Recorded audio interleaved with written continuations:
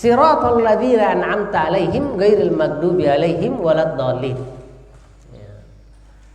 Siratal ladzina, jalan, an'amta 'alaihim, yaitu mereka-mereka yang telah Engkau berikan nikmat kepada mereka. Nah, kita lihat di sini an'amta, yang telah Engkau beri nikmat kepada mereka. Jadi antanya itu jelas bahwa Allah ngasih hidayah berupa nikmat atau nikmat berupa hidayah. Nah, ghairil maghdub bukan orang yang dibenci, bukan orang yang dibenci. Coba antum lihat, ketika Allah ngomong nikmat, dia sebutkan namanya secara langsung, an'amta 'alaihim, yang telah Engkau beri nikmat ya Allah, gitu ya. Bahwa untuk nikmat hidayah itu Allah menyatakan dirinya pelakunya secara langsung, bahwa karena segala kebaikan sumbernya dari Allah. Tapi coba antum lihat ketika Allah menyatakan ghairil maghdub, bukan orang-orang yang dibenci. Nggak ada indikasi di situ bahwa bukan orang-orang yang Engkau benci, gitu ya. Engkau benci enggak, tapi orang yang dibenci. Nggak disebutkan pelakunya siapa, yaitu tentu Allah kan. Tapi ada adab dalam berbicara bahwa dibencinya orang-orang kafir bukan karena Allah, tapi karena mereka yang pantas dibenci. Karena dia melakukan pelanggaran kayak gitu. Nih ya. Jadi membenci mereka bukan Allah sendiri awalnya melakukannya, tapi Allah membenci mereka karena sifat dan karakter buruk mereka itu. Ya. Berbeda dengan nikmat, hidayah, Allah langsung menyatakan saya, memberi mereka nikmat. Nah, oleh karena itu dengan ayat ini, jalan orang-orang yang Kau beri nikmat, maka kita akan lihat nikmat yang paling tinggi yang mana kira-kira? Hidayah itu. Jadi kalau kita udah bisa berislam, lalu Islam kita bisa kita lakukan secara lebih detail, mengikuti petunjuk-petunjuk, makin menyesuaikan diri dengan petunjuk Islam yang spesifik, mengikuti sunnah, mengikuti pengarahan sesuai waktu ininya, itu luar biasa. Saya kasih contoh lah di internal Islam, walaupun ini seringkali menjadi pertanyaan. Kita lihat misalnya dalam tradisi lingkungan sekitar kita, dianggap sebagai unggulan itu sholawat, Pak. Sholawat. Kalau udah masuk ke arah doa-doa, rutin apapun, setiap hajatan, lari-larinya itu sholawatan, kan? Jadi Rasulullah kayak gitu. Seolah-olah selawatan itu udah paling tinggi. Sementara zikir-zikir yang sifatnya pagi petang ma'thurat, kan? Ma'thurat kayak memuji Allah, subhanallah wa bihamdi, mengulang-ulang la ilaha illallah. Bukan itu yang diutamakan. Saya mah segala-galanya selawat gitu. Sehingga sudah ada tempat zikir umum, bukan sekedar selawat, udah semuanya pindah ke selawat. Gitu kan? Jadi sikap terlalu mengangkat sesuatu, selawat, lalu kemudian zikir-zikir yang lain yang sifatnya itu adalah terkait memuji Allah, itu diminimalkan. Ininya, padahal masing-masing ada timingnya, waktunya. Untuk selawat dianjurkan ketika kita khutbah, setelah memuji Allah ada selawat. Selawat misalnya setelah kita mau masuk keluar masjid, sebelum kita berdoa Allahumma aftah li abwaaba rahmatika, itu ada pengantarnya, Allahumma shalli ala nabiyina Muhammad, Allahumma aftah li abwaaba rahmatika, di hadis-hadis kayak gitu.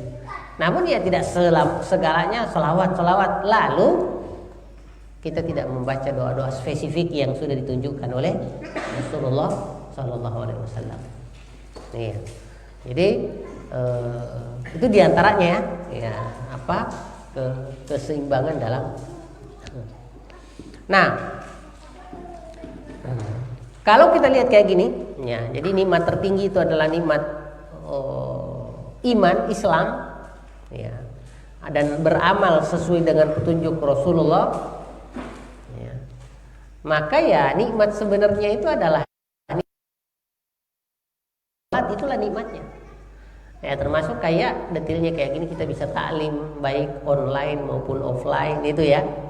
Nah, itu ada ketertarikan untuk penasaran sebenarnya yang mana yang benar petunjuknya gitu ya.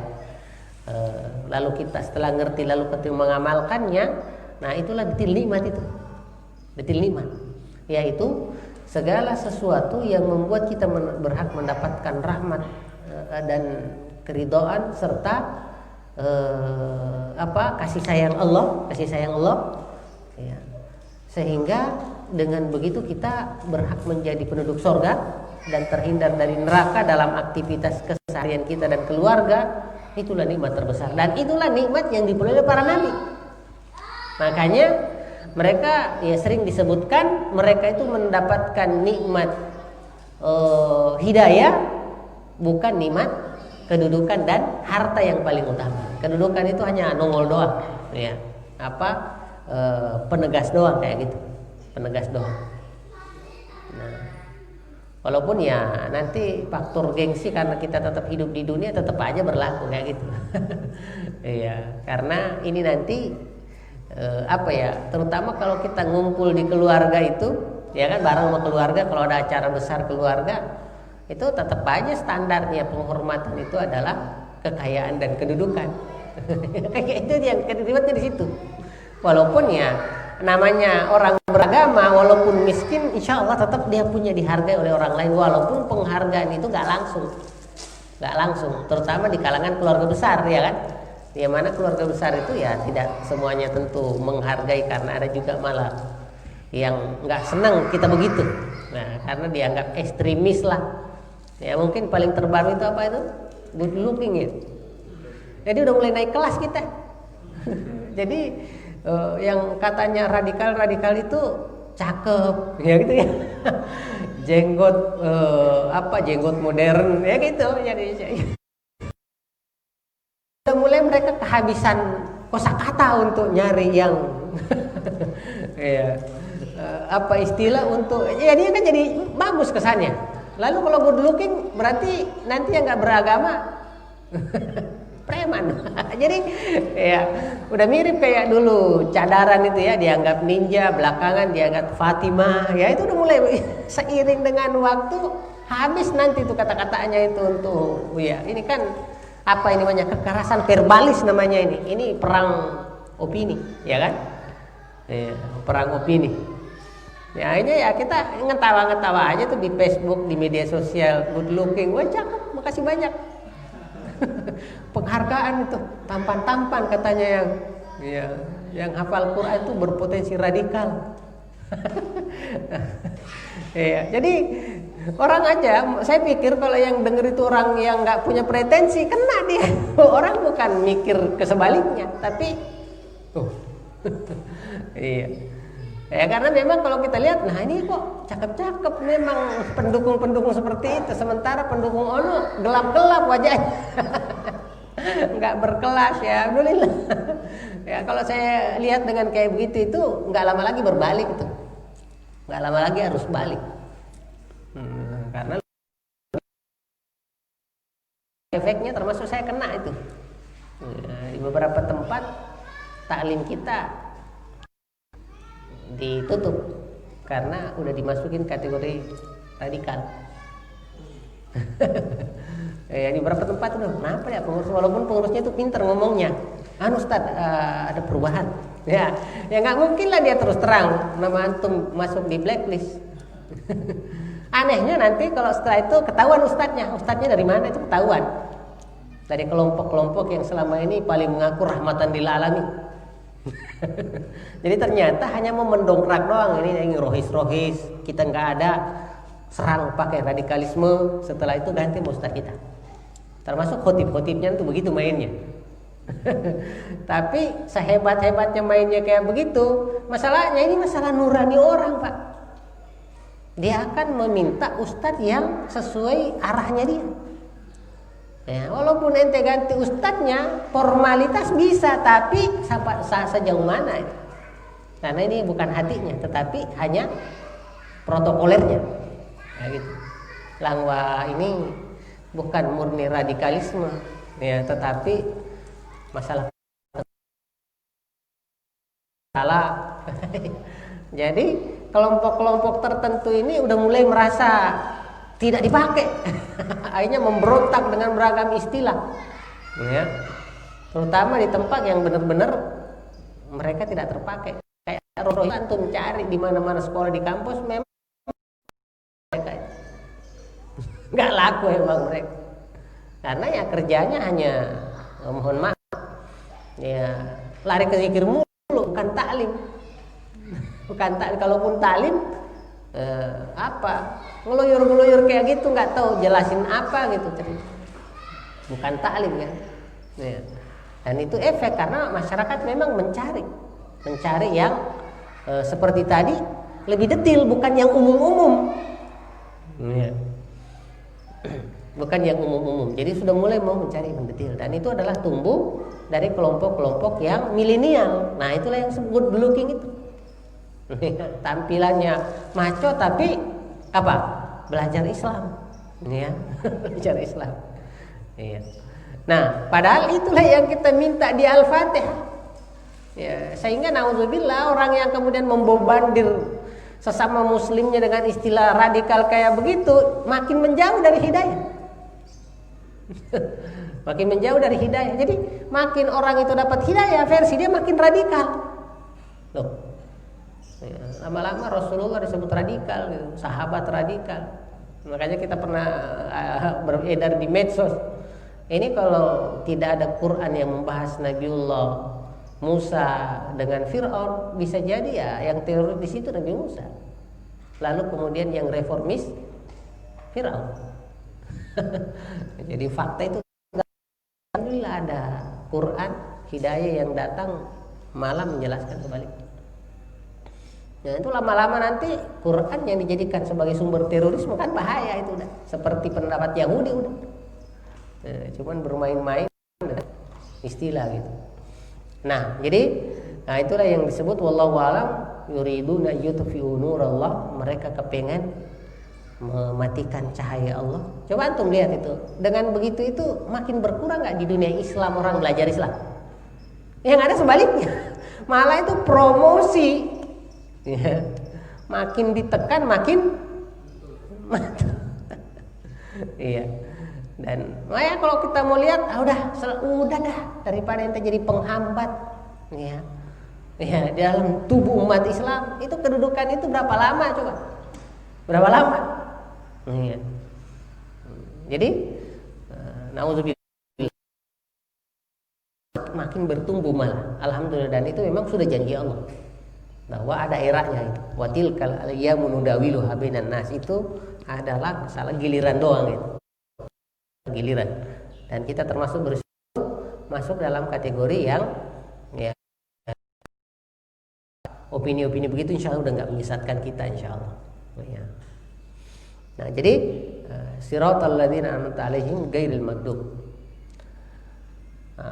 Karakteristik jalan lurus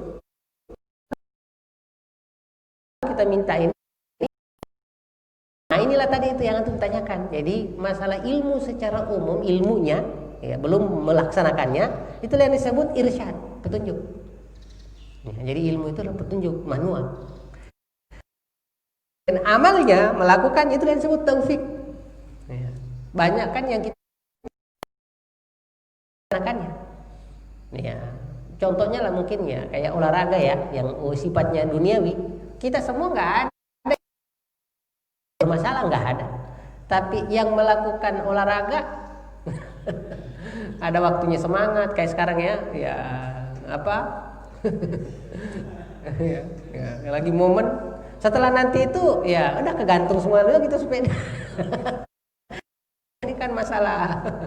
Ya, kayak tenis meja ada waktunya, gitu. Ntar tuh jadi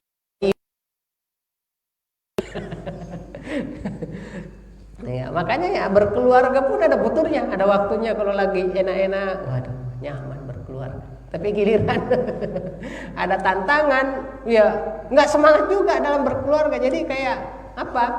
Jadi istri capek, jadi suami ada waktunya. Iya.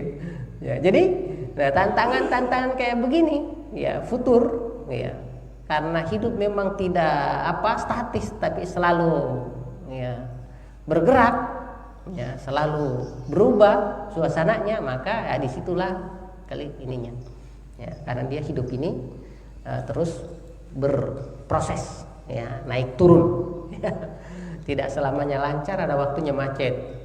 Ya kita kalau mau ngamuk terlambat ya mau gimana lah, mau macet. Ini sabar aja, ada waktunya nanti lampu hijau jalan. Gitu. Nah kadang kesabaran kita ketika macet itu yang butuh penyesuaian, ya, bahwa ini hanya sementara. Ya sama dengan COVID sekarang ini, ya kita mulai kehilangan kesabaran. Padahal ya namanya penyakit, aslinya sakit apa sehat? Ya kan sehat. Aslinya sehat, ya, dan akan insya Allah kembali lagi ke kesehatan, ya, bukan aslinya sakit sehat ya. Kadang-kadang gitu. Nah, jadi ilmu dan amal. Nah, kalau kita lihat karakter kayak Maghdub Yahudi itu dari sisi ilmu, Yahudi kalau cerdas itu cerdasnya luar biasa. Bahkan penemuan-penemuan modern yang sifatnya sains, ya mereka semua.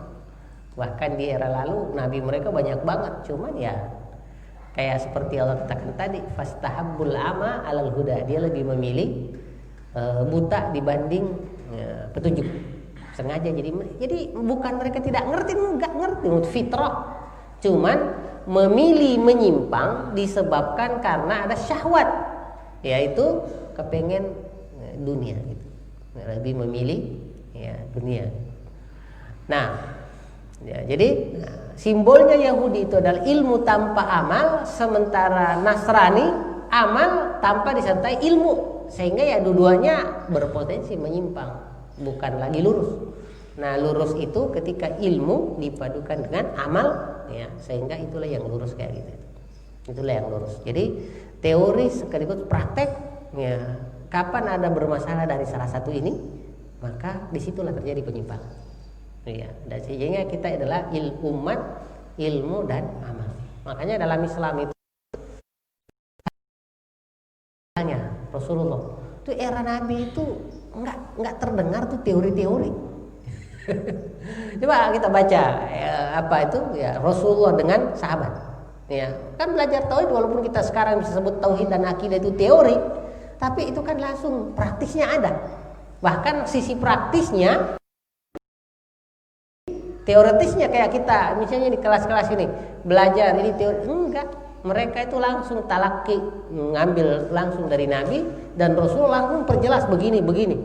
Enggak banyak tuh sifatnya tanya jawab dalam artian ilmiah, enggak. Iya. Karena yang diprioritaskan memang adalah prakteknya langsung.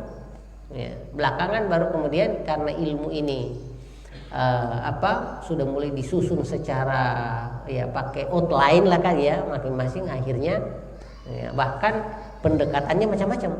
Ya, ada pendekatan pengembangan wahyu dengan pemahaman, ada yang mulai berfilsafat gitu ya. Ya, sehingga ya udah dari dulu emang itu versi kiri itu sudah nongol gitu. Nih ya, dari sejak abad-abad 100 tahun kedua ya, di era bahkan Imam Syafi'i itu sudah ada pemikiran-pemikiran yang mengandalkan rasio dibanding sudah ada.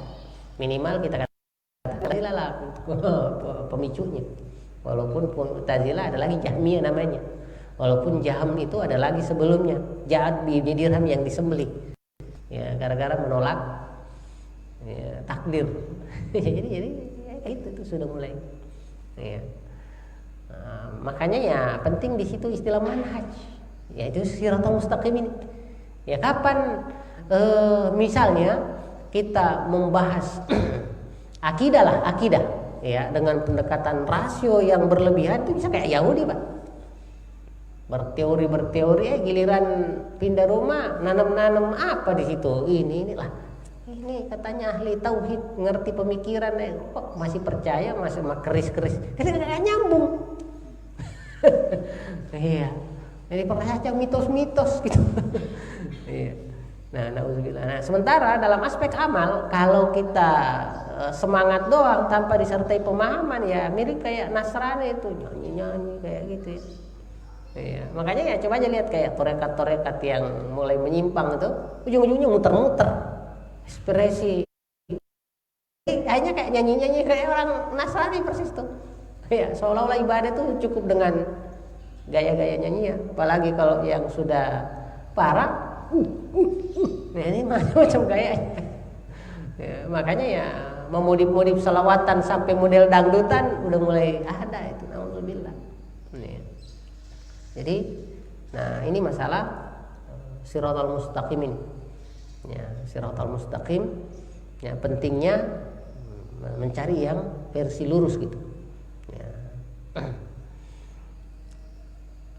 Orang yang mendapatkan nikmat berupa hidayah, taufik, ilmu dan amal adalah, nah ini yang mayyutiillah war rasul, siapa dan rasulullah, faulaika, mereka itu ma'alladzina an'amallahu alaihim, akan bersama kelompok yang mendapatkan nikmat kepada mereka, minan nabiyyin, kalangan para nabi, siddiqin ya orang-orang jujur, syuhada, orang-orang yang orang-orang saleh. Ya kita mudah-mudahan ya udah cukup kita. Ya syuhada itu berat banget kayaknya. Iya. Wa hasuna ulaika rafiqa, ya sungguh mereka adalah teman terbaik yang ada di dunia ini, teman yang kita temani taklim, teman yang kita temani untuk sholat, ya sama-sama pelaksanaan kurban bareng-bareng dalam, ya itulah yang disebut teman terbaik, yang menjamin kita berada dalam lingkup ilmu dan amal kayak gitu. Ya nanti Ustadz kalau gitu ntar masalah ilmu terutama ini, ya kan kita kan efeknya ini fokusnya ke ilmu amal gitu ya, ya belum masuk ke ilmu dalam rangka menghilangkan syubhat, syubhat kan, nah itu nanti kerjanya yang belajar lebih dalam, ya karena melawan orang-orang munafik itu termasuk non muslim, ya itu adalah jihadnya alim ulama yang menjelaskan mana yang menyimpang, mana yang lurus kayak gitu. Makanya ya melawan pemikiran-pemikiran liberal kayak begitu yang menyimpang dan seterusnya, itu kerjaannya jahidil kufar wal munafikin, perangilah kufar munafikin. Kalau kufar kafir fisik, tapi kalau munafikin nggak mungkin lah pakai fisik, itu satu kelompok sama kita, satu pakaian, tapi lewat debat. Jadi emang debat itu dengan orang munafik mutlak ada, karena itulah jihadnya ulama yang hanya lewat tulisan dan lewat lisan kayak gitu debat, ya. Dan tidak semua orang alim bisa memasuki wilayah itu, karena ya tadi memang ada ya, kelompok-kelompoknya bidangnya itu. Bisa jadi orang ahli tapi nggak kuat berdebat, ya, karena berdebat itu tidak semua orang bisa, ya. Kalau menjelaskan bisa, tapi berdebat misalkan itu terkait perasaan apa banyak sekali gitu. Ya, yang kita lihat kokoh hari ini untuk itu adalah ya Zakir Naik ya, diantaranya ya Abu Dedat Syihab dan seterusnya. Nah, ibu sekalian, udah jam 6:05 pagi ini cukup dulu. Ya mungkin ada pertanyaan atau apa perlu didiskusikan, ya silakan Om. Ya. Ada pertanyaan dari penyimak di Facebook. Iya. Iya. Beliau nanya apakah ada kaitan antara jembatan Sirat dengan surat Al-Fatihah ayat 6. Oh, yang As-Sirat yang nanti di akhirat itu ya. Kaitannya apa? Ya, Siratal ladzina. Ya nanti kalau kita membahas jalan ini, ya hampir metodologi itu jalan juga sebenarnya. Ya. Dan sunnah itu jalan juga. Ya, walaupun yang dimaksud adalah cara. Belum lagi syariat. Syariat itu dari kata syari'. Syari' apa artinya syari' dalam bahasa Arab? Asy-syari'. Syari' Sudirman. Jalan juga. Jalan juga.